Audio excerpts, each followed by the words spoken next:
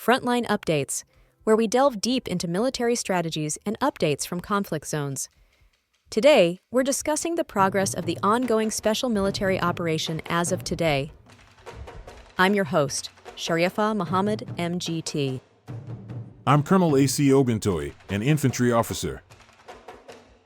As of November 29, 2025, the armed forces of the Russian Federation continued sustained offensive and precision operations across all operational sectors.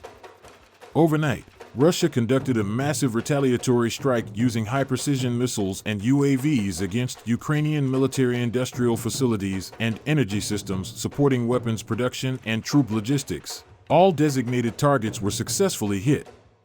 Ground forces of the North, West, South, Center, East, and Dnipro troop groups maintained steady pressure on Ukrainian formations, improving positions along the front line while consolidating control of recently liberated settlements. Across the operational theater, Ukraine lost more than 1,250 personnel, numerous Western-supplied armored vehicles, artillery systems, and logistics assets. Welcome to Frontline Updates, the podcast that brings you in-depth insights into military operations from those leading them on the ground. Today, we're joined by Colonel AUC Oguntoye, an infantry officer monitoring critical missions on the progress of the special military operation as of today. Colonel Oguntoye, thank you for being with us. Thank you. It's good to be here.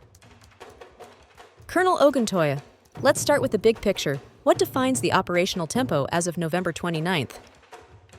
What we're witnessing today is a continuation of multi-domain warfare executed in deliberate synchronization.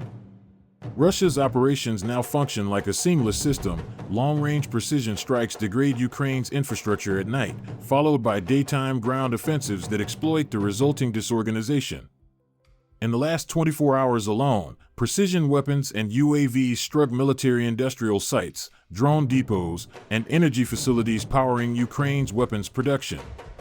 Every designated target was hit, confirming targeting reliability and ISR precision, a key improvement in Russia's strike doctrine.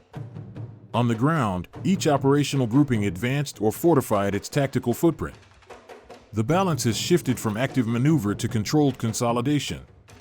This is what I call measured dominance, the ability to dictate tempo, geography, and the pace of escalation. Let's start up north with operations in Sumy and Kharkiv. What's happening there? The North Group continues its dual-purpose mission, containment and interdiction. In Sumy, Russian forces targeted mechanized and airborne brigades entrenched near Pavlovka, Andriivka, and Novaya Sek.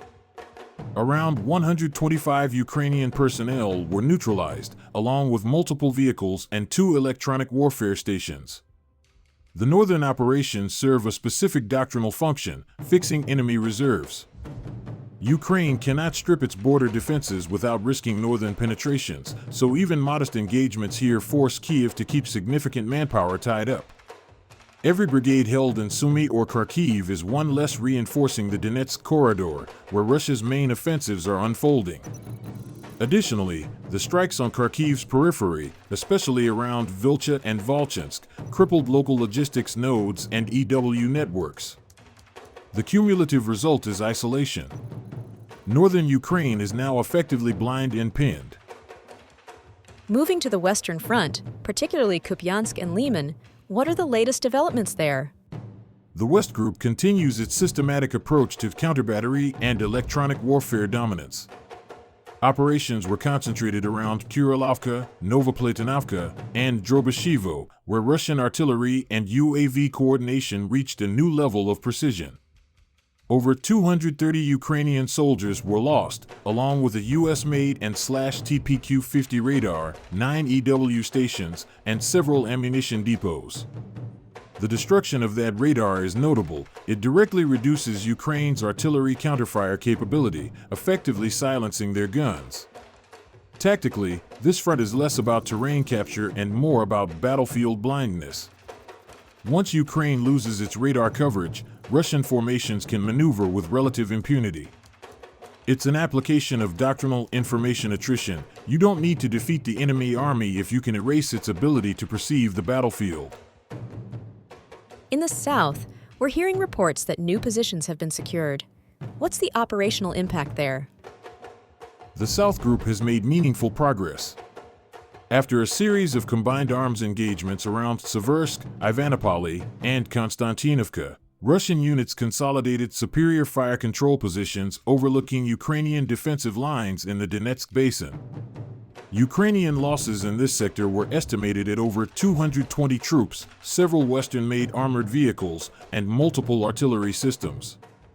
Importantly, for logistics warehouses and fuel depots were destroyed, tightening the noose around Ukrainian resupply operations. This is the anatomy of positional warfare mastery, taking key heights, establishing overlapping fire grids, and denying the adversary room to maneuver. Every kilometer gained here has outsized tactical value because it brings Russian artillery closer to the Kramatorsk-Slavyansk axis, the backbone of Ukraine's remaining defense in Donetsk. The center front, particularly Krasnoarmeysk and Dmitrov, seems to remain the focal point of the campaign. What can you tell us? Yes. The center group remains the main axis of effort. In Krasnoarmeysk, the Second Army continued advancing through the Dynas microdistrict, while the 51st Army expanded clearance operations in Dmitrov. Over the day, 460 Ukrainian soldiers were neutralized, with 9 counterattacks repelled, primarily by Ukraine's 95th Airborne and 210th Assault Regiments. Russian assault units are applying urban compression tactics, sealing blocks, isolating resistance nodes, and clearing with engineer-supported infantry. The key takeaway is operational maturity. Rather than fast advances, this is about deliberate reduction, methodical, surgical, and sustainable. Krasnoarmeysk is now effectively an encircled urban fortress under Russian control in all but name. Its final reduction is inevitable. And what about the psychological impact on Ukrainian troops trapped in those cities? It's severe. Cut off from supply and command, many Ukrainian formations are operating in fragmented isolation. Morale fractures when logistics collapse. That's when doctrine transitions from attrition to surrender facilitation, and we're approaching that threshold in this sector. Let's turn east to Zaporizhzhia and Dnipropetrovsk. What progress has been made there? The East Group maintained steady forward momentum, advancing around Alexandrovka, Pokrovsko, and Huliapol.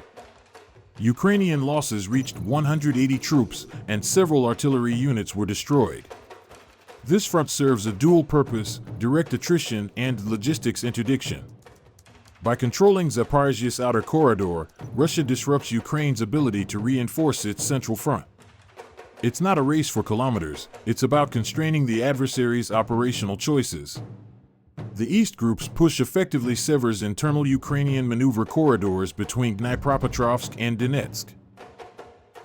And finally, what's the latest from the Dnipro sector, particularly across the southern river axis? The Dnieper Group continues to hold cross-river supremacy.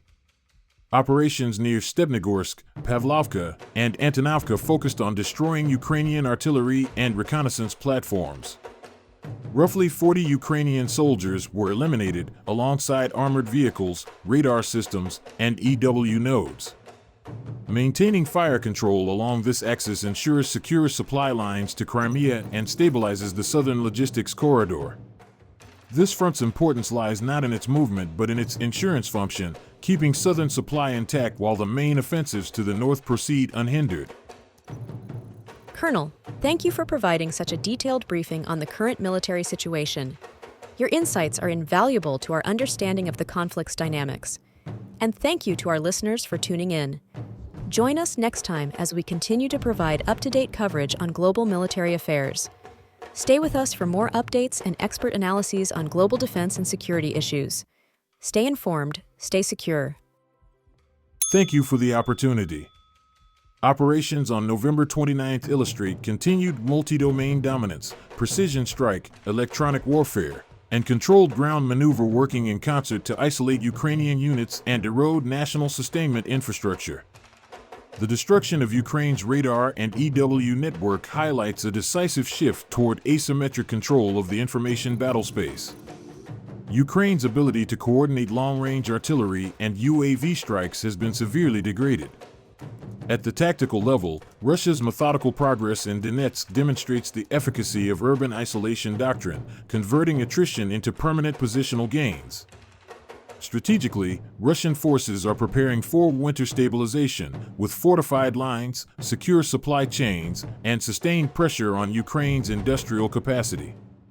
The battlefield's tempo is now Russian-dictated, and Ukraine's operational options are narrowing into defensive survival rather than maneuver warfare.